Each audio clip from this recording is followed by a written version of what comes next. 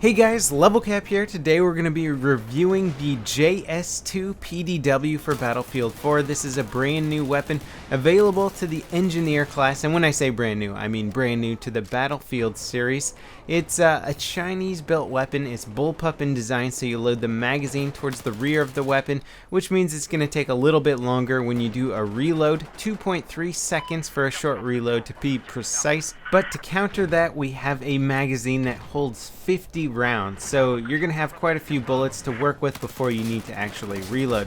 The drawback to that is that each of those shots is only going to do 20 damage maximum, and that drops off down to 11.2. So per shot, this is one of the lowest damaging weapons in the game. And in fact, when I started looking over the stats of this gun, I saw some very interesting similarities between this weapon and the way that the PP-19 performed in Battlefield 3. So again, that has a lot of bullets, does very little damage, and shoots incredibly fast. This one shoots at 900 rounds per minute, just like the PP-19. The JS2 is the last weapon that you will unlock for the standard PDWs. This doesn't count the UMP9 or stuff like the P90 that require specific unlocks, but in terms of the actual progression, it's the last on the list.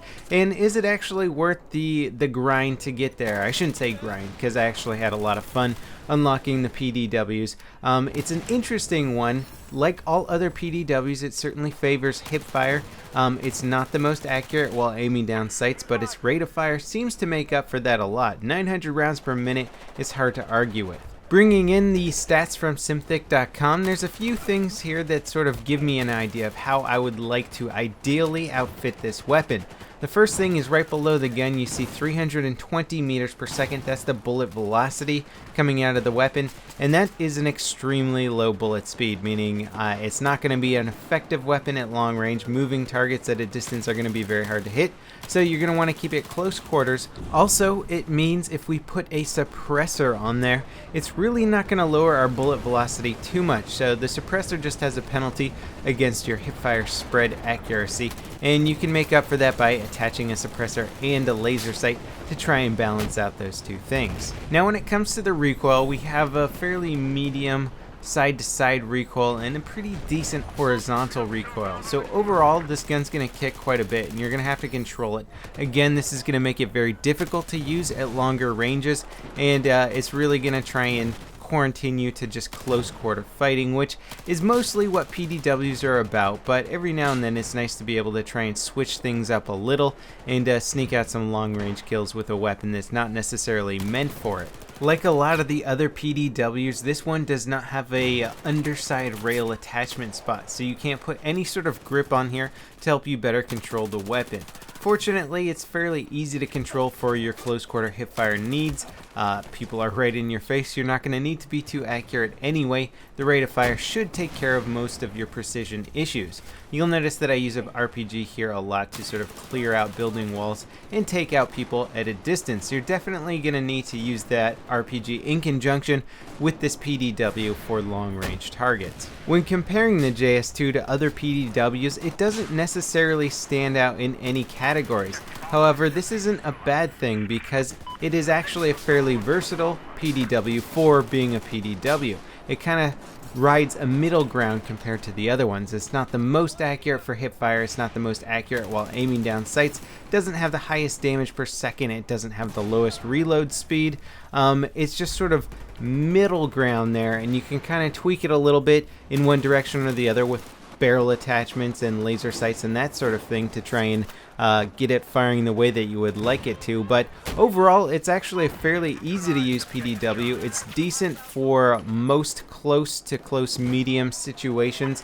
It's got decent hip fire. It can definitely handle all the tasks that you would expect a PDW to handle, and it's not going to throw you for any sort of weird loops like extremely long reload times, as some of the PDWs do have that. A really important part of playing the engineer class and using PDWs for infantry-based combat and close-quarter urban fighting is the movement speed bonus. Now, this is something I haven't really talked about much, and you can find it in the forums on Synthic.com. The members there have done some really cool research and found out that while aiming down sights with PDWs, you actually move at 75% of your normal movement speed, whereas with most other weapons, when you aim down sight, you move at 50% of your normal movement speed. So you can actually move around a lot faster while ADSing with PDWs, and if you combine this with your sprint modification, you can actually be very, very mobile while still ADSing. This allows you to be quick and precise in close quarter combat. I highly recommend using the offensive field upgrade because not only do you get that movement speed bonus right off the bat, but if you do manage to get the next level, you're going to get extra magazine capacity, and that's really important for a weapon that has not only 50 rounds per magazine, but also shoots 900 rounds per minute and only does 20 damage per shot. This means you're going to have to put quite a few rounds down range to drop your target, so you're going to be chewing through a lot of ammo, and it's very important to get as much ammo as possible. I found myself actually switching to other guns that I found after running out of ammo with this quite frequently. So getting that magazine upgrade is kind of important, and I've been finding the offensive field upgrade to be one of the most useful so far. Speed and ammo seem to come in so handy for pretty much all situations.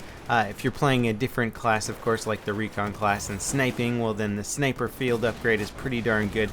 But for just general class building, I found offensive to be one of my favorite. And in this sequence here, I've upgraded the JS2 to the state where I really like it with a suppressor and laser sight. You definitely want to take advantage of staying off the minimap with this weapon. You're not going to be able to dish out damage at range, so you want to be able to sneak up and get close. To do that, you want to be off the minimap, give your opponents the least amount of information about your whereabouts. So definitely recommend suppressor and laser sight. It might not be your thing. In fact, if you don't put a suppressor on there and you mess around with other barrel attachments, you can improve your hipfire accuracy even more. A muzzle brake, for example, would really help you tame some of that vertical recoil. A compensator, even depending on which kind of recoil you want to try and mitigate, would work really well, but you know, you're sacrificing certain things here and there. So everything's a trade-off in Battlefield 4, and I really like that about the attachments. There's no, this is the best possible combination of attachments for all situations.